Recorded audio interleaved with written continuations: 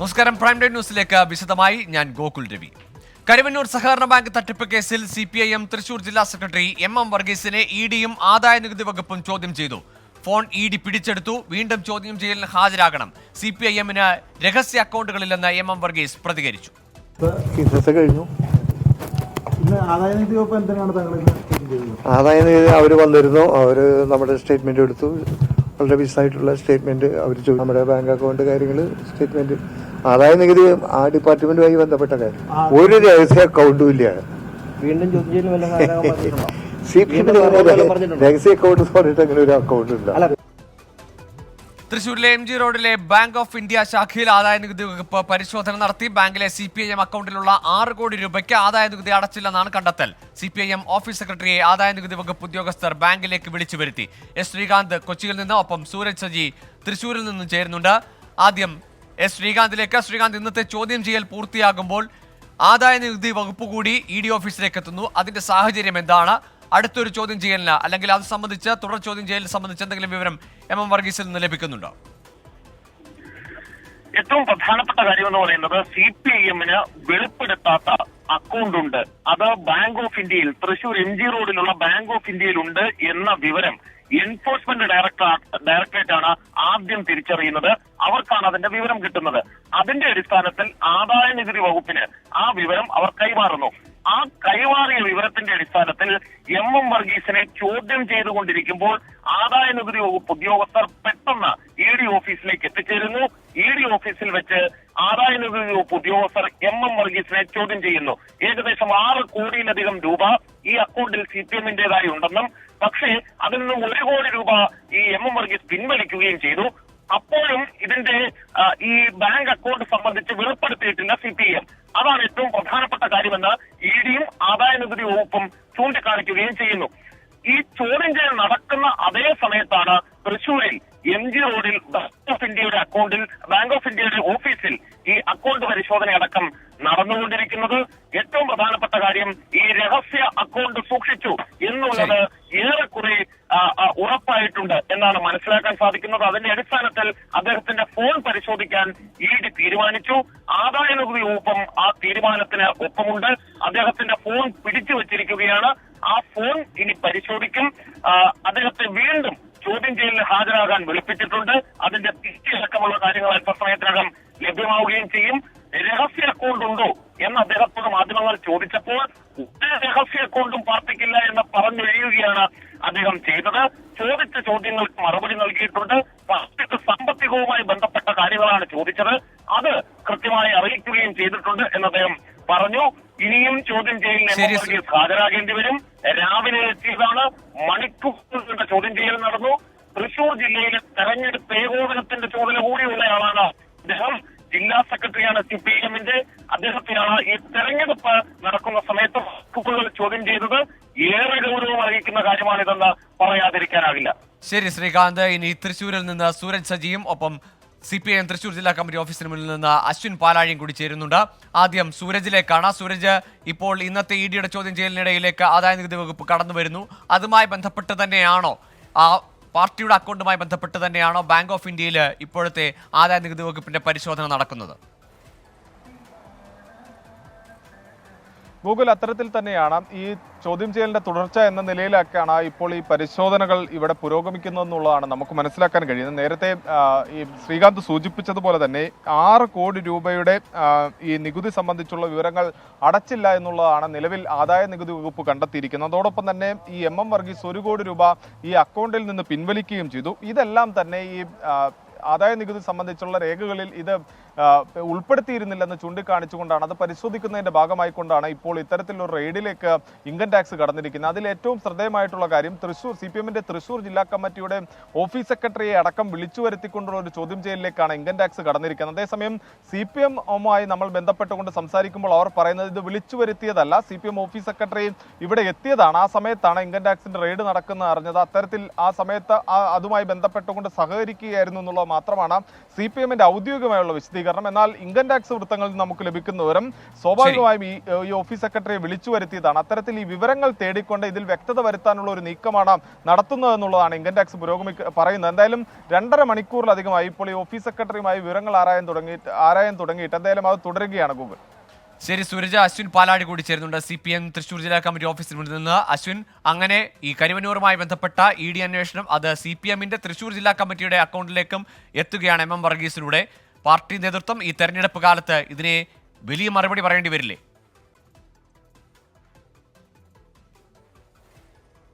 നിലവിൽ എന്തായാലും വലിയ പ്രതിസന്ധിയിലാണ് ഗൂഗിൾ. CPM തൃശൂർ ജില്ലാ കമ്മിറ്റി നേതൃത്വം എത്തി നിൽക്കുന്നുള്ള കാര്യത്തിൽ സംശയമില്ല. പ്രധാനമായും പാർട്ടിയുടെ പേരിൽ 5 അനധികൃത അക്കൗണ്ടുകൾ ഉണ്ട് എന്നുള്ളതായിരുന്നു പ്രധാനപ്പെട്ട കണ്ടെത്തൽ EDയുടേത്. അതിനു പുറമെയാണ് ഇപ്പോൾ സ്വകാര്യ ബാങ്കുകളിൽ കൂടി ഈ CPM ജില്ലാ കമ്മിറ്റിക്ക് അക്കൗണ്ടുകൾ ഉണ്ട് എന്നുള്ളൊരു വിവരം ED കണ്ടെത്തിയിരിക്കുന്നത്. അങ്ങനെ നൽകിയ റിപ്പോർട്ടിന്റെ അടിസ്ഥാനത്തിൽ, ആദായ നികുതി വകുപ്പിന് നൽകിയ റിപ്പോർട്ടിന്റെ അടിസ്ഥാനത്തിലാണ് 2 ദേശസാൽകൃത ബാങ്കുകളിൽ ഇപ്പോൾ പരിശോധന പുരോഗമിക്കുന്നത്. പ്രധാനമായും ഈ ദേശസാൽകൃത ബാങ്കുകളുടെ അക്കൗണ്ടുകൾ പ്രാഥമിക വിവരമായ KYC പോലും നൽകാതെയാണ് തുടങ്ങിയിരിക്കുന്നത് എന്നുള്ളതാണ് EDയുടെ ആരോപണം. അതായത് KYC എന്നാൽ ഈ അക്കൗണ്ട് തുടങ്ങുന്ന ആളുടെ പ്രധാനപ്പെട്ട വിവരങ്ങൾ പോലും, ആധാർ അടക്കമുള്ള ഐഡന്റിറ്റി രേഖകൾ പോലും നൽകാതെയാണ് ഈ അക്കൗണ്ടുകൾ തുടങ്ങിയിരിക്കുന്നത്. അങ്ങനെയാണ് ഇതിൽ ഇടപാടുകൾ നടക്കുന്നത് എന്നുള്ളൊരു ആരോപണമാണ് പ്രധാനമായും ED ഉന്നയിക്കുന്നത്. എന്തായാലും അതടക്കം കണ്ടെത്തേണ്ടതുണ്ട്. ഇപ്പോൾ CPMന്റെ ജില്ലാ കമ്മിറ്റി ഓഫീസിൽ AC മൊയ്തീൻ അടക്കമുള്ള CPMന്റെ പ്രധാന നേതാക്കൾ തുടരുകയും ചെയ്യുന്നുണ്ട്. ഈ പരിശോധന പൂർത്തിയാകുന്ന മുറയ്ക്ക് അവർ പുറത്തേക്ക് വരുമോ, പ്രതികരണം നൽകുമോ എന്നടക്കമുള്ള കാര്യങ്ങളും ശ്രദ്ധേയമാണ്. ശരി, അശ്വിനും ശ്രീകാന്തും ഒപ്പം സൂരജുമാണ് വിവരങ്ങൾ നൽകിയത്. CPM തൃശൂർ ജില്ലാ സെക്രട്ടറിയുടെ EDയുടെ ഇന്നത്തെ ചോദ്യം ചെയ്യൽ പൂർത്തിയാകുന്നു. പക്ഷേ ഫോൺ പിടിച്ചെടുക്കുന്നു. അതിന്റെ തുടർച്ചയായി ആദായ നികുതി വകുപ്പ് കൂടി CPMന്റെ പല അക്കൗണ്ടുകളെ പറ്റിയും അന്വേഷണം ആരംഭിച്ചിരിക്കുന്നു. പൂക്കോട് വെറ്റിനറി കോളേജ് വിദ്യാർത്ഥി JS സിദ്ധാർത്ഥന്റെ മരണത്തിൽ അന്വേഷണം CBI ഏറ്റെടുത്തു. ഡൽഹിയിൽ നിന്ന് 4 ഉദ്യോഗസ്ഥർ കേരളത്തിലെത്തി. കൽപ്പറ്റ DYSPയിൽ നിന്ന് CBI സംഘം വിവരങ്ങൾ ശേഖരിച്ചു. നാളെ വയനാട്ടിലെത്തി അന്വേഷണം തുടങ്ങും. നടപടികൾ വേഗത്തിലാക്കാൻ ഹൈക്കോടതി നിർദ്ദേശിച്ചിരുന്നു. സുർജിത്ത് അയ്യപ്പത്ത് ചേരുന്നുണ്ട് വയനാട്ടിൽ നിന്ന് വിശദാംശങ്ങളുമായി. സുർജിത്ത്, ഹൈക്കോടതിയുടെ നിർദ്ദേശത്തിന് പിന്നാലെ ദ്രുതഗതിയിലുള്ള നടപടികൾ ഉണ്ടാകുന്നു CBIയുടെ ഭാഗത്തുനിന്ന്. ഇന്ന് എന്തൊക്കെ നീക്കങ്ങളാണ് CBI നടത്തിയിരിക്കുന്നത് ഇതുവരെ? സിദ്ധാർത്ഥന്റെ മരണത്തിൽ CBI അന്വേഷണം ഏറ്റെടുത്തിരിക്കുന്നു. പ്രാഥമികമായ വിവരശേഖരണം നടത്തുന്നു CBI സംഘം. സുരിത്ത വിശദാംശങ്ങൾ. പൂക്കോട് വെറ്റിനറി കോളേജ് വിദ്യാർത്ഥി JS സിദ്ധാർത്ഥന്റെ മരണത്തിൽ CBI അന്വേഷണം ഏറ്റെടുത്തിരിക്കുന്നു. ഡൽഹിയിൽ നിന്ന് SP റാങ്കിലുള്ള ഉദ്യോഗസ്ഥന്റെ നേതൃത്വത്തിലുള്ള 4-അംഗ സംഘമാണ് കണ്ണൂരിലെത്തിയത്. ഈ കേസിൽ അന്വേഷണ ഉദ്യോഗസ്ഥനായ കൽപ്പറ്റ DYSP TN സജീവനിൽ നിന്ന് പ്രാഥമിക വിവരങ്ങൾ സംഘം ശേഖരിച്ചിട്ടുണ്ട്. നാളെ വയനാട്ടിലെത്തി അന്വേഷണം തുടങ്ങുമെന്നുള്ള വിവരമാണ് നമുക്ക് ലഭ്യമാകുന്നത്. ഇതുമായി ബന്ധപ്പെട്ട കേസ് CBIക്ക് വിട്ട് അടിയന്തരമായി വിജ്ഞാപനം ഇറക്കാൻ കേന്ദ്ര സർക്കാരിനോട് ഹൈക്കോടതി നിർദ്ദേശം നൽകിയിരുന്നു. ഇന്ന് വൈകിട്ടാണ് CBI സംഘം കണ്ണൂരിലെത്തിയത്. SP, DYSP, 2 ഉദ്യോഗസ്ഥർ എന്നിവരുൾപ്പെട്ട സംഘമാണ് എത്തിയത്. എന്തായാലും 3 മണിക്കൂറോളം ഈ അന്വേഷണ ഉദ്യോഗസ്ഥനുമായി TN സജീവനുമായി DYSPയുമായി ഈ സംഘം കൂടിക്കാഴ്ച നടത്തി. പ്രാഥമിക വിവരങ്ങളെല്ലാം തന്നെ DYSP കൈമാറിയിട്ടുണ്ട്. കേസ് CBIക്ക് വിട്ട് അടിയന്തര വിജ്ഞാപനം ഇറക്കാൻ കേന്ദ്ര സർക്കാരിനോട് ഹൈക്കോടതി ആവശ്യപ്പെട്ടതിനെ തുടർന്നാണ് ഈ വേഗത്തിൽ തന്നെ നടപടികൾ വേഗത്തിലായത്. അന്വേഷണത്തിലെ കാലതാമസം ഇരയ്ക്ക് നീതി കിട്ടാതിരിക്കാൻ കാരണമാകുമെന്നുള്ളതായിരുന്നു കോടതിയുടെ നിരീക്ഷണം. ഈ അന്വേഷണം ഏറ്റെടുക്കണമെന്നാവശ്യപ്പെട്ട് സിദ്ധാർത്ഥന്റെ പിതാവ് നൽകിയ ഹർജി പരിഗണിച്ചാണ് ഹൈക്കോടതി ഇത്തരം ഒരു നിരീക്ഷണം നടത്തുകയും ഉടൻ തന്നെ നടപടി ഉണ്ടാവുകയും ചെയ്തിരിക്കുന്നത്. എന്തായാലും നാളെ തന്നെ ഈ സംഘം എത്തിയ ശേഷം തുടർ നടപടികൾ ഉണ്ടാകും എന്നുള്ള തരത്തിലുള്ള വിവരമാണ് നമുക്ക് ലഭ്യമാകുന്നത്. ശരി സുർജിത്ത്, ഏതായാലും സിദ്ധാർത്ഥന്റെ കുടുംബത്തിന്റെ ഹർജിയിൽ ഹൈക്കോടതി ഇടപെടൽ, അതിനു പിന്നാലെ CBI അന്വേഷണം ഏറ്റെടുക്കുന്നു.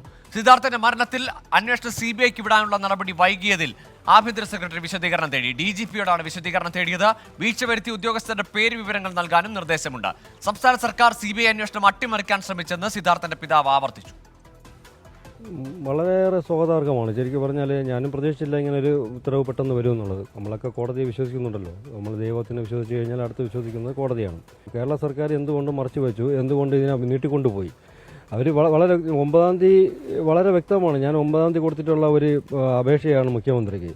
അവരതിനെ 10-17 ദിവസം വരെ അവർ മൂടി വെച്ചിട്ട് അവരെ രക്ഷപ്പെടുത്താൻ വേണ്ടിയില്ല. ഈ SFI നേതാക്കന്മാരെ രക്ഷപ്പെടുത്താനും അതിൽ ഉൾപ്പെടുത്തിയിട്ടുള്ള ഡീനിനെയും അസിസ്റ്റന്റ് വാർഡനെയും എല്ലാവരും രക്ഷപ്പെടുത്താനായിട്ട് അവർ പല രീതിയിലും തട്ടിക്കളിച്ചുകൊണ്ടിരുന്നു. പ്രൈം ടൈം ന്യൂസിൽ ഇനി ലോക്സഭാ തെരഞ്ഞെടുപ്പ് വാർത്തകൾ. ICL FinCorp 24 ഇലക്ഷൻ സമർപ്പിക്കുന്നത് ICL FinCorp, the intelligent choice.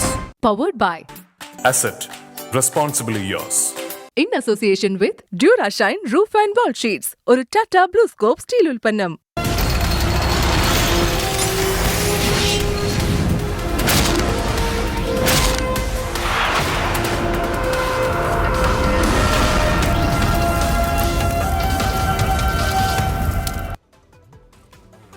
സംസ്ഥാനത്തെ ലോക്സഭാ തെരഞ്ഞെടുപ്പിലുള്ള നാമനിർദ്ദേശ പത്രികയുടെ സൂക്ഷ്മ പരിശോധന പൂർത്തിയായി. 86 പേരുടെ പത്രിക തള്ളി. 204 സ്ഥാനാർത്ഥികളാണ് നിലവിൽ മത്സര രംഗത്തുള്ളത്. പ്രമുഖ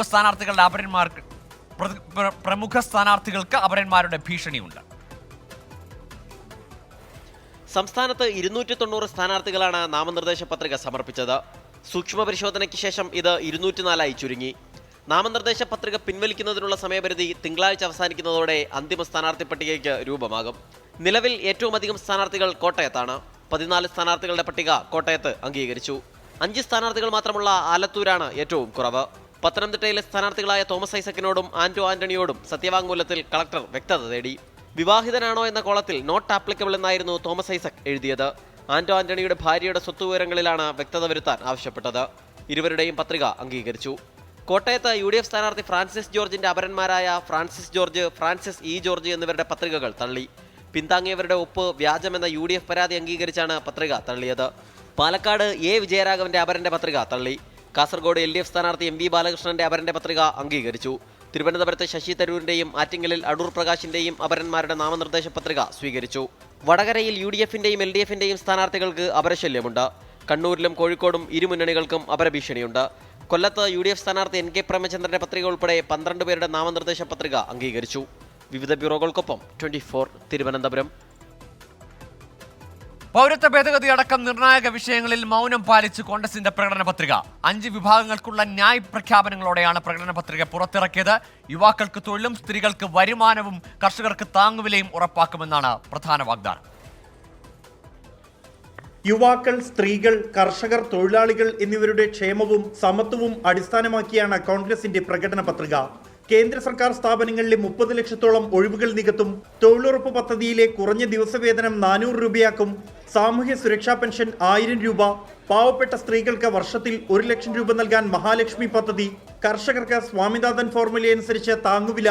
തൊഴിലാളികൾക്ക് സാർവത്രിക ആരോഗ്യ പരിരക്ഷ. രാജ്യവ്യാപക ജാതി സെൻസസ് എന്നിങ്ങനെ പോകുന്നു പ്രഖ്യാപനങ്ങൾ.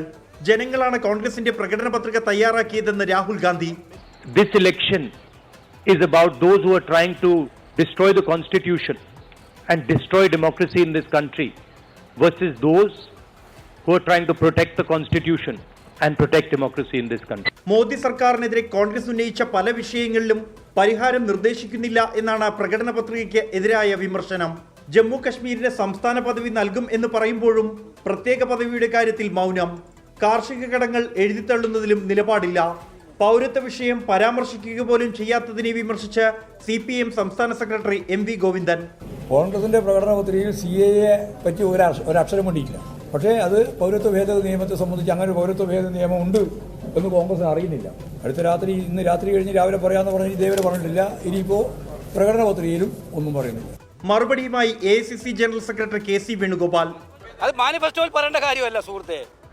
അതൊക്കെ മാനിഫെസ്റ്റോ അത് ആ നിയമത്തിൽ നടക്കുന്ന നടപടി. മാനിഫെസ്റ്റോയിൽ പറഞ്ഞ കാര്യങ്ങൾ അതും അതിനകത്ത് പറഞ്ഞിട്ടുണ്ട്. എല്ലാ നിയമങ്ങളും പറഞ്ഞിട്ടുണ്ട്. വായിച്ചു നോക്കിയാൽ അറിയാം. AICC അധ്യക്ഷൻ മല്ലികാർജുൻ ഖർഗെ, സോണിയാഗാന്ധി, രാഹുൽ ഗാന്ധി, KC വേണുഗോപാൽ, P ചിദംബരം എന്നിവർ ചേർന്നാണ് കോൺഗ്രസ് പ്രകടന പത്രിക പുറത്തിറക്കിയത്. 24 ഡൽഹി. വിവാദ ചിത്രം ദി കേരള സ്റ്റോറി ദൂരദർശനിൽ സംപ്രേഷണം ചെയ്തതിനെതിരെ വ്യാപക പ്രതിഷേധം. പെരുമാറ്റച്ചട്ട ലംഘനമെന്ന പരാതിയുമായി പ്രതിപക്ഷ നേതാവ് VD സതീശനും CPIM-ഉം തെരഞ്ഞെടുപ്പ് കമ്മീഷനെ സമീപിച്ചു. സംപ്രേഷണം വിലക്കണമെന്ന ആവശ്യം ഹൈക്കോടതിക്ക് മുന്നിലെത്തി. തെരഞ്ഞെടുപ്പ് അടുത്തിരിക്കെ ഔദ്യോഗിക മാധ്യമമായ ദൂരദർശനെ കേന്ദ്ര സർക്കാർ രാഷ്ട്രീയമായി ഉപയോഗിക്കുന്നുവെന്നാണ് ആക്ഷേപം. നടപടി തെരഞ്ഞെടുപ്പ് പെരുമാറ്റച്ചട്ടങ്ങളുടെ ലംഘനമെന്ന് ചൂണ്ടിക്കാട്ടി CPIM-ഉം പ്രതിപക്ഷ നേതാവും തെരഞ്ഞെടുപ്പ് കമ്മീഷന് പരാതി നൽകി. കേരളത്തെ അപമാനിക്കുന്ന ഒരു സിനിമയാണത്. മാത്രമല്ല, ഈ തെരഞ്ഞെടുപ്പ് കാലത്ത് ജനങ്ങളുടെ ഇടയിൽ ഭിന്നിപ്പുണ്ടാക്കാൻ മാത്രം ഉപകരിക്കുന്ന ആ സിനിമ ഒരു കാരണവശാലും ദൂരദർശൻ പോലുള്ള ഒരു ചാനലിൽ പ്രദർശിപ്പിക്കരുതെന്നാണ് ഞങ്ങളുടെ നിലപാട്. വസ്തുതാവിരുദ്ധമായ പ്രചാരണത്തിലൂടെ സിനിമ കേരളത്തെ അപകീർത്തിപ്പെടുത്തുന്നുവെന്നാണ് വിമർശനം. അതേസമയം സിനിമ പ്രദർശിപ്പിക്കുന്നതിൽ തെറ്റില്ലെന്നും വിമർശിക്കുന്നവർ അഭിപ്രായങ്ങളെ പേടിക്കുന്നവരാണെന്നും NDA സ്ഥാനാർത്ഥി V മുരളീധരൻ. അഭിപ്രായ സ്വാതന്ത്ര്യം ഈ നാട്ടിൽ എല്ലാവർക്കും ഉള്ളതാണ്. അത് സമൂഹ നന്മയ്ക്കെതിരാണ്, നാട്ടിലെ നിയമങ്ങൾക്കെതിരാണെങ്കിൽ അത് പരിശോധിക്കാൻ സെൻസർ ബോർഡുണ്ട്, കോടതികളുണ്ട്. അങ്ങനെയുള്ള വേദികളിലൊക്കെ പരിശോധിച്ച് അംഗീകാരം നൽകിയതിനു ശേഷമാണ് ഇത് തിയേറ്ററുകളിൽ പ്രദർശിപ്പിച്ചത്. കേന്ദ്ര തീരുമാനത്തിനെതിരെ ഡിവൈഎഫ്ഐ ദൂരദർശൻ കേന്ദ്രത്തിലേക്ക് പ്രതിഷേധ മാർച്ച് നടത്തി.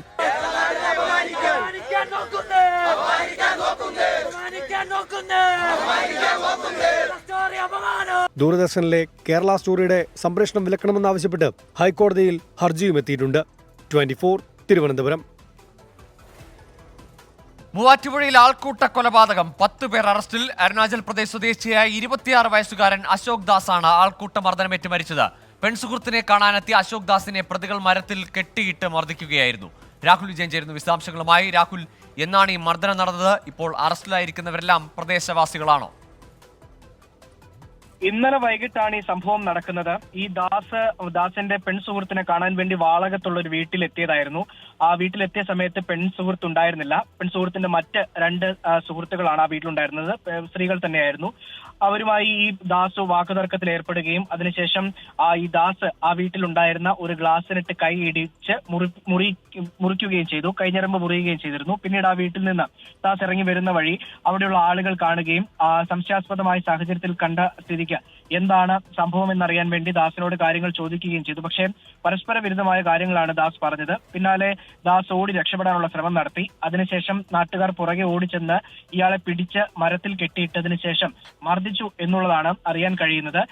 ഉടൻ തന്നെ പോലീസ് നേരത്തെ ഈ സംശയാസ്പദമായ സാഹചര്യത്തിൽ ദാസിനെ കണ്ട ഉടൻ തന്നെ പോലീസിനെ വിവരം അറിയിച്ചിരുന്നു നാട്ടുകാർ. പോലീസ് എത്തി ദാസിനെ കസ്റ്റഡിയിൽ എടുത്തതിനു ശേഷം മൂവാറ്റുപുഴ താലൂക്ക് ആശുപത്രിയിൽ എത്തിച്ചു. അതിനുശേഷം കോലഞ്ചേരിയിൽ എത്തിച്ചപ്പോഴേക്കും മരണം സംഭവിക്കുകയായിരുന്നു. പിന്നീട് ഇന്ന് നടന്ന പോസ്റ്റ്മോർട്ടത്തിലാണ് മരണകാരണം തലയ്ക്കും നെഞ്ചിനുമേറ്റ മർദ്ദനമാണ് മരണകാരണമെന്ന് തെളിഞ്ഞത്. പിന്നീട് ഈ അന്വേഷണത്തിൽ ഈ 10 പ്രതികളെയും കസ്റ്റഡിയിൽ എടുക്കുകയായിരുന്നു. വിജീഷ്, അനീഷ്, സത്യൻ, സൂരജ്, കേശവ്, ഏലിയാസ് കെ പോൾ, അമൽ, അതുൽ കൃഷ്ണ, എമിൽ, സനൽ എന്നിവരാണ് നിലവിൽ ഈ കേസുമായി ബന്ധപ്പെട്ട് അറസ്റ്റിലായിട്ടുള്ള 10 പേർ. ശരി, മൂവാറ്റുപുഴയിലാണ് ഇത്തരത്തിൽ പെൺസുഹൃത്തിനെ കാണാനെത്തിയ അതിഥി തൊഴിലാളിയെ സമീപവാസികൾ ചോദ്യം ചെയ്യുകയും പിന്നീട് മർദ്ദിക്കുകയും ചെയ്ത അമർദ്ദനമേറ്റാണ് മരണമെന്നിപ്പോൾ പോസ്റ്റ്മോർട്ടം റിപ്പോർട്ടിൽ വിവരങ്ങൾ വരുന്നു. രാഹുൽ വിജയനാണ് വിശദാംശങ്ങൾ പങ്കുവച്ചത്. താമരശ്ശേരി ചുരത്തിൽ വൻ ഗതാഗത കുരുക്ക്. ചുരം 7ാം വളവിൽ ബസ് കുടുങ്ങിയതാണ് കാരണം. അഭിജിത്ത് മുഴക്കുന്ന് ചേരുന്നുണ്ട് വിശദാംശങ്ങളുമായി. അഭിജിത്ത്, വെള്ളിയാഴ്ച വൈകുന്നേരമാണ് വയനാട്ടിലേക്കുള്ള യാത്ര. കർണാടകത്തിൽ നിന്ന് കേരളത്തിലേക്കുള്ള യാത്ര ചെയ്യുന്നവർ അങ്ങനെ വലിയ ബുദ്ധിമുട്ടാകുമല്ലോ ഈ കുരുക്കല്ലേ? തീർച്ചയായും ഗോകുൽ, ഇത്തരത്തിൽ ചുരം വഴി യാത്ര ചെയ്യുന്ന വാഹനങ്ങളുടെ ഒരു നീണ്ട നിര നിലവിൽ അവിടെയുണ്ട്. ഇന്ന് രാത്രി 9:30 KSRTC ബസ് ചുരം 7ാം വളവിൽ കുടുങ്ങിയത്. ഇതോടെ വാഹനങ്ങൾ ഒരു ഗതാഗത തടസ്സമുണ്ടായതോടുകൂടി വാഹനങ്ങൾ ചുരത്തിൽ ക്യൂ നിൽക്കേണ്ട ഒരു സാഹചര്യം ഉണ്ടായി. നിലവിൽ ചെറിയ വാഹനങ്ങൾ മാത്രമാണ് വൺ വേ ആയി കടന്നു പോകുന്നത്. സന്നദ്ധ പ്രവർത്തകരും ട്രാഫിക് പോലീസും ചേർന്ന് ഈ വാഹനങ്ങൾ വൺ വേ ആയി ഒരു ക്രമീകരണം വാഹനങ്ങൾ കടത്തിവിടുന്നതിൽ നടത്തുന്നുണ്ട്. പക്ഷേ വലിയ വാഹനങ്ങൾക്ക് കടന്നു പോകാൻ സാധിക്കുന്നില്ല എന്നുള്ളതാണ് ഏറ്റവും പ്രധാനപ്പെട്ട കാര്യം. ചില സമയങ്ങളിൽ ആംബുലൻസുകൾ ഉൾപ്പെടെ കുടുങ്ങിക്കിടക്കുന്ന ഒരു സാഹചര്യം ഉണ്ടായിരുന്നു. നിലവിൽ ഒരു മെക്കാനിക്കിനെ എത്തിച്ച് ഈ ബസിന്റെ സാങ്കേതിക തടസ്സം മാറ്റിയാൽ മാത്രമേ ഈ ഗതാഗതം പൂർണ്ണമായും ശരിയായ രീതിയിലാവുകയുള്ളൂ. അതിനുള്ളൊരു ശ്രമം നിലവിൽ നടക്കുന്നുണ്ട്. ഏതായാലും ഈ അവധി ദിവസങ്ങളാണ് വരാനിരിക്കുന്നത്. അതിനാൽ തന്നെ വലിയ രീതിയിലുള്ള ഒരു പ്രയാസം നിലവിൽ ചുരത്തിൽ അനുഭവപ്പെടുന്നുണ്ട്. ഗൂഗിൾ, താമരശ്ശേരി ചുരത്തിലാണ് ബസ് കുടുങ്ങിയതിനെ തുടർന്ന് വലിയ ഗതാഗത കുരുക്ക് അനുഭവപ്പെടുന്നത്. തിരക്ക് പിടിച്ച അവധി ദിവസങ്ങൾക്ക് മുന്നോടിയായുള്ള ആഴ്ച അവസാനമാണ്. അതുകൊണ്ട് തന്നെ വലിയ വാഹനങ്ങളുടെ നീണ്ട നിര അവിടെ ഉണ്ട് എന്നതാണ് അഭിജിത്ത് മുഴക്കുന്ന് നൽകുന്ന വിവരം. വയനാട് സുഗന്ധഗിരിയിലെ അനധികൃത മരമുറിയിൽ 2 വനംവകുപ്പ് ഉദ്യോഗസ്ഥർക്ക് കൂടി സസ്പെൻഷൻ. ബീറ്റ് ഫോറസ്റ്റ് ഓഫീസർമാരായ KP സജിത് പ്രസാദ്, MK വിനോദ് കുമാർ എന്നിവർക്കെതിരെയാണ് നടപടി. ഇതോടെ നടപടി നേരിടുന്ന ഉദ്യോഗസ്ഥരുടെ എണ്ണം 5ആയി. ഔദ്യോഗിക കൃത്യനിർവഹണത്തിലെ വീഴ്ച സ്ഥിരീകരിച്ച പശ്ചാത്തലത്തിലാണ് 2 ബീറ്റ് ഓഫീസർമാർക്കെതിരെ Wayanad north DFO Martin Lowell നടപടി സ്വീകരിച്ചത്. KP സജിത് പ്രസാദ്, MK വിനോദ് കുമാർ എന്നിവരെയാണ് സസ്പെൻഡ് ചെയ്തത്. അനധികൃത മരമുറി ശ്രദ്ധയിൽപ്പെട്ടിട്ടും ഇത് തടയാനോ മേലുദ്യോഗസ്ഥരെ വിവരമറിയിക്കാനോ തയ്യാറായില്ലെന്നാണ് കണ്ടെത്തൽ. ഫോറസ്റ്റ് സെക്ഷൻ ഓഫീസർ KK ചന്ദ്രൻ, വാച്ചർമാരായ R ജോൺസൺ, MK ബാലൻ എന്നിവരെ നേരത്തെ സസ്പെൻഡ് ചെയ്തിരുന്നു. കേസിൽ പ്രത്യേക സംഘത്തിന്റെ അന്വേഷണം തുടരുകയാണ്. ഫോറസ്റ്റ് ഇൻസ്പെക്ഷൻ ആൻഡ് ഇവാലുവേഷൻ കൺസർവേറ്ററുടെ നേതൃത്വത്തിലുള്ള സംഘമാണ് അന്വേഷണം നടത്തുന്നത്. മരം മുറിച്ചുകടത്തിയ 6-അംഗ സംഘം ഉൾപ്പെടെ 9 പേരെ അറസ്റ്റ് ചെയ്തിട്ടുണ്ട്. വാര്യാട് സ്വദേശി ഇബ്രാഹിം, മീനങ്ങാട് സ്വദേശി അബ്ദുൾ മജീദ്, മണ്ടാട് സ്വദേശി ചന്ദ്രദാസ്, കോഴിക്കോട് മണവയൽ സ്വദേശി അബ്ദുൾ നാസർ, കൈതപ്പൊയിൽ സ്വദേശി ഹസൻകുട്ടി, എരിഞ്ഞിക്കൽ സ്വദേശി ഹനീഫ എന്നിവരെയാണ് അറസ്റ്റ് ചെയ്തത്. മരം കടത്തിക്കൊണ്ടുപോകാൻ ഉപയോഗിച്ച ക്രെയിനും ലോറിയും പിടിച്ചെടുത്തിട്ടുണ്ട്. ഇതുമായി ബന്ധപ്പെട്ട് നേരത്തെ കണിയാമ്പറ്റ സ്വദേശി പ്രിൻസ്, വൈത്തിരി സ്വദേശി അബു താഹിർ, കോഴിക്കോട് സ്വദേശി സുധീർ കുമാർ എന്നിവരുടെയും അറസ്റ്റ് രേഖപ്പെടുത്തിയിരുന്നു. കേസിൽ കൂടുതൽ ഉദ്യോഗസ്ഥർ ഉൾപ്പെട്ടിട്ടുണ്ടെന്നാണ് വനംവകുപ്പിന്റെ പ്രാഥമിക നിഗമനം. അതിനാൽ തന്നെ തുടർ നടപടികളുണ്ടാകും. സുഗന്ധഗിരിയിൽ ആദിവാസികളുടെ വീടുകൾക്ക് ഭീഷണിയായ 20 മരങ്ങൾ മുറിക്കാനുള്ള അനുമതിയുടെ മറവിൽ വൻതോതിൽ മരം മുറിച്ചു കടത്തിയ വാർത്ത 24 ആണ് പുറത്തുകൊണ്ടുവന്നത്. 24 വയനാട്. കരുവന്നൂർ സഹകരണ ബാങ്ക് തട്ടിപ്പ് കേസിൽ ആദായനികുതി വകുപ്പ് ഇടപെടലിന് പിന്നാലെ തൃശൂരിൽ അടിയന്തര യോഗം ചേർന്ന CPIM നേതാക്കൾ. മുൻമന്ത്രി AC മൊയ്തീന്റെ നേതൃത്വത്തിലാണ് യോഗം. അശ്വിൻ പാലാഴി ചേരുന്നുണ്ട് വിശദാംശങ്ങളുമായി തൃശൂരിൽ നിന്ന്. അശ്വിൻ, പാർട്ടി പ്രതീക്ഷിക്കാത്ത പല നീക്കങ്ങളും ഉണ്ടാകുന്നു ഈ ദിവസം. അതാണോ ഈ അടിയന്തര യോഗത്തിന്റെ സാഹചര്യം? ഗൂഗിൾ ഈ ദേശസാൽകൃത ബാങ്കുകളിൽ ആദായ നികുതി വകുപ്പിന്റെ റെയ്ഡ് നടത്തി തുടങ്ങിയതിന് പിന്നാലെ തന്നെ AC മൊയ്തീൻ തൃശൂർ ജില്ലാ കമ്മിറ്റി ഓഫീസിൽ എത്തിയിരുന്നു. അതിന് പിന്നാലെയാണ് ഈ തൃശൂർ ജില്ലയുടെ ഓഫീസ് സെക്രട്ടറിയെ ആദായ നികുതി വകുപ്പ് വിളിച്ചു വരുത്തി ചോദ്യം ചെയ്യുന്നത്. അതിന് പിന്നാലെയാണ് അടിയന്തര യോഗം ഇപ്പോൾ ജില്ലാ കമ്മിറ്റി ഓഫീസിൽ നടക്കുന്നത്. AC മൊയ്തീന്റെ നേതൃത്വത്തിലാണ് ഈ മീറ്റിംഗ് നടക്കുന്നത് എന്നുള്ളതാണ് ഏറെ ശ്രദ്ധേയം. എന്തായാലും പാർട്ടി പ്രതിസന്ധിയിലാണ് എന്നുള്ളത് തന്നെയാണ് ഏറ്റവും പ്രധാനപ്പെട്ട കാര്യം. അതിൽ ഏതു തരത്തിൽ മുന്നോട്ട് പോകണം എന്നടക്കമുള്ള കാര്യങ്ങളാണ് ഈ യോഗത്തിൽ ഒരുപക്ഷെ ചർച്ച ചെയ്യുക. എന്തായാലും CPMന്റെ ജില്ലയിലെ തന്നെ മുതിർന്ന നേതാക്കൾ, ജില്ലാ കമ്മിറ്റിയിലടക്കമുള്ള മുതിർന്ന നേതാക്കൾ ഈ യോഗത്തിൽ പങ്കെടുക്കുന്നുണ്ട്. AC മൊയ്തീൻ ഏകദേശം 4 മണി മുതൽ ജില്ലാ കമ്മിറ്റി ഓഫീസിൽ തുടരുകയുമാണ്. അത് എന്തായാലും നിലവിൽ നടക്കുന്ന യോഗം അത് ഈ ചോദ്യം ചെയ്യലും വിളിച്ചു വരുത്തിയുള്ള ചോദ്യം ചെയ്യലും, പ്രത്യേകിച്ച് ജില്ലാ കമ്മിറ്റി ഓഫീസിന്റെ ഓഫീസ് സെക്രട്ടറി അടക്കം വിളിച്ചു വരുത്തിയുള്ള ചോദ്യം ചെയ്യലൊക്കെ നടക്കുന്ന സാഹചര്യത്തിൽ വളരെ നിർണായകമായ മീറ്റിംഗ് തന്നെയാണ് ഇപ്പോൾ ജില്ലാ കമ്മിറ്റി ഓഫീസിൽ നടക്കുന്നത്. ശരി, കരുവന്നൂർ തട്ടിപ്പുമായി ബന്ധപ്പെട്ട അന്വേഷണം നേതാക്കളിലേക്ക് മാത്രമല്ല നേരിട്ട് തൃശൂർ ജില്ലാ കമ്മിറ്റിയുടെ പാർട്ടി അക്കൗണ്ടിലേക്ക് വരെ അന്വേഷണം എത്തുന്ന സാഹചര്യത്തിലാണ് അടിയന്തര യോഗം CPMന്റെ ജില്ലാ കമ്മിറ്റി ഓഫീസിൽ ചേരുന്നത്. അശ്വിൻ പാലാഴിയാണ് വിവരങ്ങൾ നൽകിയത് തൃശൂരിൽ നിന്ന്. കാസർഗോഡ് 4 മാസം പ്രായമുള്ള കുഞ്ഞും മാതാവും മരിച്ച നിലയിൽ മൂളിയാർ സ്വദേശി ബിന്ദുവും മകൾ ശ്രീനന്ദനയുമാണ് മരിച്ചത്. കുഞ്ഞിനെ കിടപ്പുമുറിയിലും മാതാവിനെ വീട്ടുമുറ്റത്തെ മരത്തിൽ തൂങ്ങി മരിച്ച നിലയിലുമാണ് കണ്ടെത്തിയത്. അരുൺ പാറക്കൽ ചേരുന്നു വിശദാംശങ്ങളുമായി. അരുൺ, സങ്കടകരമായ വാർത്തയാണ്. എന്താണ് സംഭവിച്ചത്? ഗൂഗിൾ, ഇന്ന് ഉച്ചയ്ക്ക് ശേഷമാണ് ഈ ഒരു സംഭവം ഉണ്ടായത്. കാസർഗോഡ് മൂളിയാർ സ്വദേശിനി ബിന്ദു, 4 മാസം പ്രായമുള്ള മകൾ ശ്രീനന്ദന എന്നിവരാണ് മരിച്ചത്. ബിന്ദു കൈഞ്ഞരമ്പുകൾ മുറിച്ച് വീട്ടുമുറ്റത്തെ മരത്തിൽ തൂങ്ങി മരിക്കുകയായിരുന്നു. കുട്ടിയുടെ മൃതദേഹം വീട്ടിലെ കിടപ്പുമുറിയിലാണ് കണ്ടെത്തിയത്. കുട്ടിയെ കൊലപ്പെടുത്തിയ ശേഷമാണ്, 4 മാസം മാത്രം പ്രായമുള്ള മകളാണ്. ഈ കുട്ടിയെ കൊലപ്പെടുത്തിയതിനു ശേഷമാണ് ബിന്ദു സൂയിസൈഡ് ചെയ്തതെന്നാണ് മനസ്സിലാക്കാൻ സാധിക്കുന്നത്. ബിന്ദുവിന്റെ ഭർത്താവ് ശരത്ത് വിദേശത്താണ്. 3 ദിവസം മുമ്പാണ് ഇടുക്കിയിലെ ഭർത്തൃ വീട്ടിൽ നിന്ന് മൂളിയാറിലെ വീട്ടിലേക്ക് ബിന്ദു എത്തിയത്. കുടുംബ പ്രശ്നമാണോ മരണത്തിന് പിന്നിലെന്ന സംശയം നിലനിൽക്കുന്നുണ്ട്. പോലീസ് കേസെടുത്ത് അന്വേഷണം നടത്തി വരികയാണ്. ഗോകുൽ, ശരി, കാസർഗോഡ് മൂളിയാറിലാണ് 4 മാസം പ്രായമുള്ള കുട്ടിയെയും ഒപ്പം മാതാവിനെയും മരിച്ച നിലയിൽ കണ്ടെത്തിയിരിക്കുന്നത്. ഏതായാലും മരണത്തിന്റെ പിന്നിലുള്ള കാരണം എന്താണെന്ന് സംബന്ധിച്ചുള്ള അന്വേഷണം ആരംഭിച്ചിട്ടുണ്ട്. കണ്ണൂർ പാനൂർ മൂളിയാത്തോട് ബോംബ് നിർമ്മാണത്തിനിടെ ഉണ്ടായ സ്ഫോടനത്തിൽ ഒരാൾ മരിച്ചു, ഒരാൾക്ക് ഗുരുതര പരുക്കേറ്റു. മൂളിയാത്തോട് സ്വദേശി കാട്ടിന്റെ വിട ഷെറിനാണ് മരിച്ചത്. സുഹൃത്ത് വിനീഷിന്റെ നില അതീവ ഗുരുതരമായി തുടരുകയാണ്. ഇരുവരും CPIM അനുഭാവികളാണ്.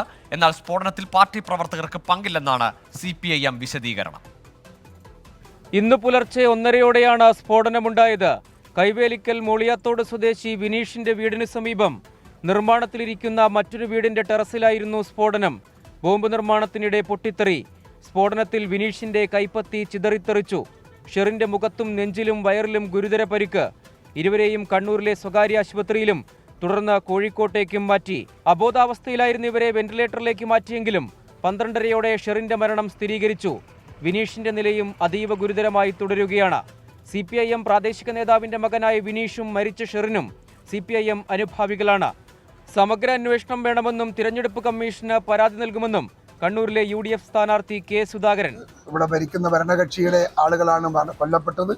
അതുകൊണ്ട് തന്നെ കേസ് ഇല്ലാതാക്കാനുള്ള ശ്രമങ്ങൾ നടക്കാനുള്ള സാധ്യതയുണ്ട്. സംഭവത്തിൽ പാർട്ടി പ്രവർത്തകർക്ക് പങ്കില്ലെന്നും ബോംബ് നിർമ്മിച്ചവരെ പാർട്ടി നേരത്തെ തള്ളിപ്പറഞ്ഞിരുന്നതായും സംസ്ഥാന സെക്രട്ടറി MV ഗോവിന്ദൻ.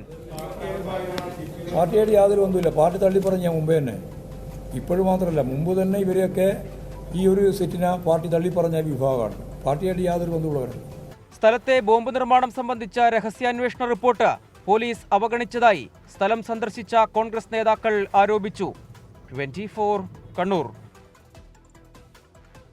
പാനൂർ സ്ഫോടനത്തിൽ ആരായിരുന്നു ലക്ഷ്യമെന്ന് CPIM വ്യക്തമാക്കണമെന്ന് വടകരയിലെ UDF സ്ഥാനാർത്ഥി ഷാഫി പറമ്പിൽ. ബോംബ് എങ്ങനെയാണ് തെരഞ്ഞെടുപ്പ് ഉപകരണമാവുന്നത് എന്നത് CPIM നേതൃത്വം വ്യക്തമാക്കണം. ബോംബ് പൊട്ടിയ സ്ഥലത്ത് UDFന്റെ പ്രചാരണം നടക്കാൻ ഇരിക്കുകയായിരുന്നുവെന്നും ഷാഫി പറമ്പിൽ പറഞ്ഞു. CPIM പതിവ് ഞങ്ങൾക്ക് ബന്ധമില്ല നാടകം ഒഴിവാക്കി. സത്യസന്ധമായി ജനങ്ങളെ അഭിമുഖീകരിക്കാൻ തയ്യാറാവണം. എന്തിനായിരുന്നു നിങ്ങൾ ബോംബുണ്ടാക്കാൻ നിർദ്ദേശം കൊടുത്തത്? ആരെയായിരുന്നു നിങ്ങൾ അതുകൊണ്ട് അപായപ്പെടുത്താനോ ആക്രമിക്കാനോ തീരുമാനിച്ചത്? എന്നായിരുന്നു നിങ്ങൾ അത് ഉപയോഗിക്കാൻ തീരുമാനിച്ചത്? നിങ്ങളുടെ തെരഞ്ഞെടുപ്പ് സാമഗ്രികളിൽ ഇപ്പോഴും ബോംബ് ഒരു പ്രധാനപ്പെട്ട ഐറ്റം തന്നെയാണ് എന്നുള്ളത് നിങ്ങൾ അംഗീകരിക്കുകയാണ്. പിന്നെ ഈ പ്രതികൾ അവരുടെ പൊളിറ്റിക്കൽ ബന്ധങ്ങളെ അതീവ ഗൗരവത്തിലെടുക്കണം. പാനൂർ സ്ഫോടന കേസിലെ പ്രതിക്കൊപ്പമുള്ള ഫോട്ടോയിൽ വിശദീകരണവുമായി കെ ശൈലജ. പലരുടെയും കൂടെ ഫോട്ടോ എടുക്കാറുണ്ട്. പ്രതിയുമായി ബന്ധമില്ല. ബോംബ് നിർമ്മിച്ചവർക്ക് CPM-നേക്കാൾ ബന്ധം മറ്റു പലരുമായിട്ടാണെന്നും കെ ശൈലജ പ്രതികരിച്ചു. ഞാൻ ഈ കല്യാണ വീട്ടിലെല്ലാം പോകുമ്പോൾ ധാരാളം ആളുകൾ ചെറുപ്പക്കാരെല്ലാം വന്ന് ഫോട്ടോ എടുക്കും. ആ ഫോട്ടോ എടുക്കുന്ന കൂട്ടത്തിൽ നിങ്ങൾ ആരാൻ ചോദിച്ചിട്ട് എനിക്ക് ഫോട്ടോയിൽ പോസ്റ്റ് ചെയ്യാൻ പറ്റൂലല്ലോ. പലരും എടുക്കാറുണ്ട്. ആരൊക്കെ എടുക്കുന്നു എന്ന് ആർക്കറിയാം? എനിക്ക് വരെയൊന്നും അറിയേയില്ല. അന്വേഷണത്തിന്റെ ഭാഗമായിട്ട് മനസ്സിലാവും ആരൊക്കെ അതിന്റെ പുറകെന്ന്. ഞാൻ ഇപ്പം മനസ്സിലാക്കിയ ചില വിവരം അനുസരിച്ച് ഇവർക്ക് LDF-നേക്കാളും ബന്ധം മറ്റു ചിലരുമായിട്ടാണെന്നാണ്. അത് ഇപ്പം ഞാനങ്ങനെ ഉറപ്പിച്ച് പറയുന്നില്ല. എന്താണെന്നുള്ള അന്വേഷണത്തിന്റെ ഭാഗമായിട്ട് മനസ്സിലാവും. അരുണാചൽ പ്രദേശിലെ മലയാളികളുടെ ദുരൂഹ മരണം അന്വേഷിക്കാൻ പ്രത്യേക സംഘത്തെ നിയോഗിച്ചു. തിരുവനന്തപുരം DCP-യുടെ നേതൃത്വത്തിൽ 6 അംഗ സംഘത്തിനാണ് അന്വേഷണ ചുമതല. മരിച്ച നവീൻ പലരുമായും രഹസ്യഭാഷയിൽ ആശയവിനിമയം നടത്തിയെന്ന് അന്വേഷണ സംഘം കണ്ടെത്തിയിട്ടുണ്ട്. നവീന്റെ മൃതദേഹം മീനടം വലിയ പള്ളിയിൽ സംസ്കരിച്ചു. അന്യഗ്രഹ ജീവിതം സ്വപ്നം കണ്ടതടക്കം അന്വേഷണത്തിലെ ഞെട്ടിക്കുന്ന വിവരങ്ങളുടെ അടിസ്ഥാനത്തിലാണ് പ്രത്യേക സംഘത്തെ നിയോഗിച്ചത്. തിരുവനന്തപുരം DCP-യുടെ മേൽനോട്ടത്തിലുള്ള സംഘത്തിൽ വട്ടിയൂർക്കാവ് SHO PS വിനോദാണ് അന്വേഷണ ഉദ്യോഗസ്ഥൻ. സൈബർ ഡിവിഷനിലെ ഉദ്യോഗസ്ഥരും സംഘത്തിലുണ്ട്. മരിച്ച നവീൻ പലരുമായും രഹസ്യഭാഷയിൽ ആശയവിനിമയം നടത്തിയെന്നാണ് ലാപ്ടോപ്പ് കേന്ദ്രീകരിച്ചുള്ള കണ്ടെത്തൽ. സമൂഹ മാധ്യമങ്ങളിലെ ഗ്രൂപ്പുകളിൽ ഉൾപ്പെടെ നവീൻ ചില സംഘങ്ങളുമായി ബന്ധപ്പെട്ടെന്നാണ് സംശയം. പ്രത്യേക സംഘങ്ങളുടെ ബാഹ്യ ഇടപെടലുകളും അന്വേഷണ പരിധിയിലുണ്ട്. മരണാനന്തര ജീവിതത്തിൽ മരിച്ച മൂവരും ആകൃഷ്ടരാണെന്ന് തെളിയിക്കുന്ന വിവരങ്ങളും പോലീസിന് ലഭിച്ചു. സിറോ താഴ്വരയിലെ ബ്ലാക്ക് മാജിക് കേന്ദ്രങ്ങൾ അന്വേഷണ പരിധിയിലുണ്ട്. നവീനിന്റെയും ദേവിയുടെയും ആര്യയുടെയും മൊബൈൽ ഫോണുകളും പരിശോധിക്കും. 24 തിരുവനന്തപുരം. അമേരിക്കയിലെ ന്യൂയോർക്കിലും ന്യൂജേഴ്സിയിലും ഭൂചലനം. 4.8 തീവ്രത രേഖപ്പെടുത്തിയ ഭൂമികുലുക്കത്തിൽ ആളപായമോ നാശനഷ്ടങ്ങളോ സംഭവിച്ചിട്ടില്ലെന്ന് ന്യൂയോർക്ക് മേയർ എറിക് ആദംസ് അറിയിച്ചു. ന്യൂജേഴ്സിയിൽ നിന്ന് മധു കൊട്ടാരക്കര തയ്യാറാക്കിയ റിപ്പോർട്ടിലേക്ക്. ഇന്ന് രാവിലെയാണ് ന്യൂയോർക്കിലും ന്യൂജേഴ്സിയിലും ഭൂചലനം അനുഭവപ്പെട്ടത്. കെട്ടിടങ്ങൾ കുലുങ്ങിയതുമൂലവും വീടുകളൊക്കെ കുലുങ്ങിയതുമൂലവും ജനങ്ങൾ ഭയന്ന് പുറത്തു വരികയുണ്ടായി. 4.8 തീവ്രത രേഖപ്പെടുത്തിയ ഈ ഭൂചലനത്തിന്റെ പ്രഭവ കേന്ദ്രം ന്യൂജേഴ്സിയിലെ ലെബനൻ എന്ന് പറയുന്ന സ്ഥലത്തായിരുന്നു. ന്യൂയോർക്ക് നഗരത്തിൽ സ്ഥിതിഗതികളെല്ലാം ശാന്തമാണെന്ന് ന്യൂയോർക്ക് മേയർ എറിക് ആഡംസ് പറയുകയുണ്ടായി.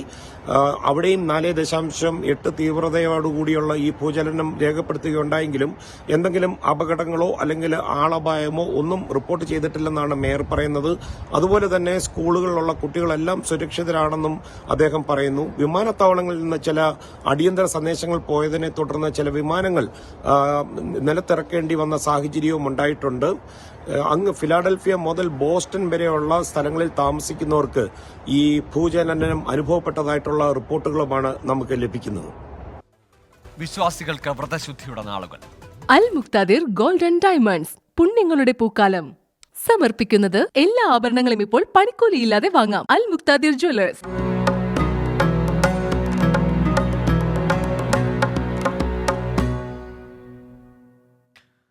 പുണ്യങ്ങളാൽ പവിത്രമായ റംസാൻ മാസത്തിലെ അവസാന വെള്ളിയാഴ്ച പള്ളികൾ നിറഞ്ഞു കവിഞ്ഞു. 25-ാം നോമ്പിനാണ് ഈ വർഷത്തെ റമദാനിലെ അവസാന വെള്ളിയാഴ്ച വന്നത്.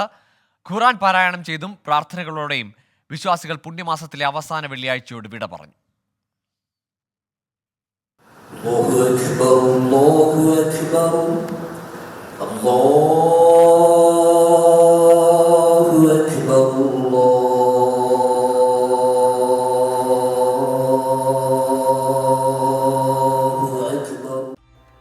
ആത്മവിശുദ്ധിയുടെ മാസത്തിന് പള്ളി മിമ്പറങ്ങളിൽ നിന്ന് ഇമാമുമാർ വികാര നിർഭരമായി വിടചൊല്ലി. വ്രതമാസത്തിലെ അവസാന വെള്ളിയാഴ്ചയിലെ ജുംആ നമസ്കാരത്തിനെത്തിയ ജനലക്ഷങ്ങളെ സാക്ഷി നിർത്തിയാണ് റംലാന് ഔപചാരിക വിട ചൊല്ലിയത്. വ്രതാനുഷ്ഠാനത്തിന്റെ നാളുകളിൽ നിന്ന് ഈദുൽ ഫിത്തറിന്റെ ആഘോഷത്തിലേക്കുള്ള മാറ്റം സൂക്ഷ്മതയോടെ വേണമെന്ന് ഉദ്ബോധിപ്പിച്ചു. 29 നോമ്പ് അല്ലെങ്കിൽ 30 നോമ്പ് പൂർത്തീകരിക്കാൻ എനിക്ക് സാധിച്ചതിൽ അള്ളാഹുവിന് ഞാൻ നടത്തുന്ന നന്ദി പ്രകാശനമാണ്. തക്ബീർ, അല്ലാഹു അക്ബർ, അല്ലാഹു അക്ബർ, ലാ ഇലാഹ ഇല്ലല്ലാഹു, അല്ലാഹു അക്ബർ, അല്ലാഹു അക്ബർ വലില്ലാഹിൽ ഹംദ് എന്ന് പറയുമ്പോൾ ആ സന്തോഷമാണ് പ്രകടിപ്പിക്കുന്നത്. റംലാന്റെ അവസാനത്തിൽ നൽകേണ്ട ഫിത്ർ സക്കാത്തിന്റെ പ്രസക്തിയും അത് നൽകുന്നതിലുള്ള സമയപരിധിയും വിശദീകരിച്ചു. കൊടും ചൂടിലും വിശ്വാസ തീക്ഷ്ണതയോടെ അവർ ജുംആ നമസ്കാരത്തിൽ പങ്കാളികളായി. നഗരങ്ങളിലെ പള്ളികളിൽ നമസ്കാരം പുറത്തേക്ക് നീണ്ടു. ജുംആ ബാങ്ക് വിളിക്കും മുമ്പ് തന്നെ വിശ്വാസികൾ മസ്ജിദുകളിലെത്തിയിരുന്നു. വിവിധ സ്ഥലങ്ങളിൽ സ്ത്രീകൾക്കുള്ള നമസ്കാര സൗകര്യങ്ങളും ഒരുക്കിയിരുന്നു. വ്രതശുദ്ധിയിലൂടെ നേടിയെടുത്ത ആത്മചൈതന്യം കാത്തു സൂക്ഷിക്കുമെന്ന പ്രതിജ്ഞയോടെയാണ് വിശ്വാസികൾ മടങ്ങിയത്. 24 മലപ്പുറം. നാളത്തെ നോമ്പുതുറ സമയം. അൽ മുക്താദിർ ഗോൾഡൻ ഡയമണ്ട്സ് നോമ്പുതുറ സമയം സമർപ്പിക്കുന്നത് എല്ലാ ആഭരണങ്ങളും ഇപ്പോൾ പണിക്കൂലിയില്ലാതെ വാങ്ങാം. അൽ മുക്താദിർ ജ്വല്ലേഴ്സ്.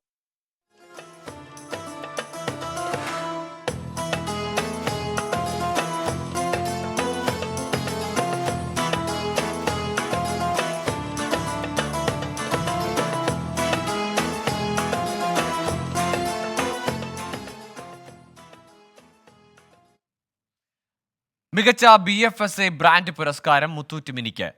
ET Now കോൺക്ലേവിലാണ് പുരസ്കാരം സമ്മാനിച്ചത്. Muthoot MD Mathew Muthoot, CEO PE Mathai എന്നിവർ ഏഷ്യയിലെ മോസ്റ്റ് പ്രോമിസിംഗ് ബിസിനസ് ലീഡേഴ്സ് പുരസ്കാരവും കരസ്ഥമാക്കി.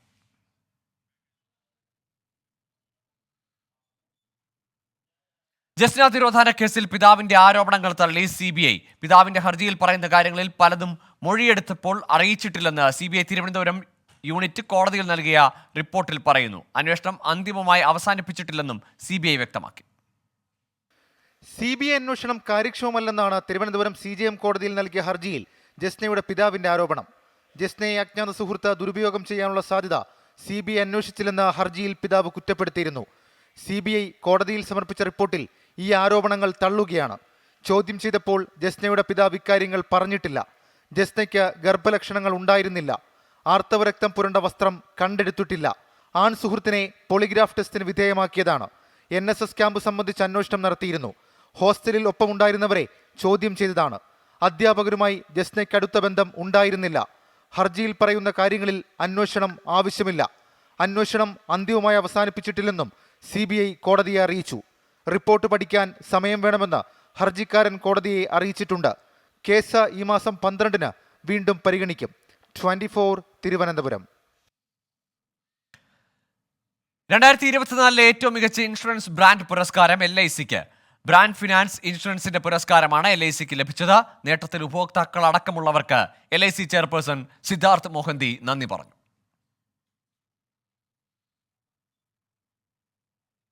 ഇതോടെ പ്രൈം ടൈം ന്യൂസ് പൂർണ്ണമാകുന്നു. Good night.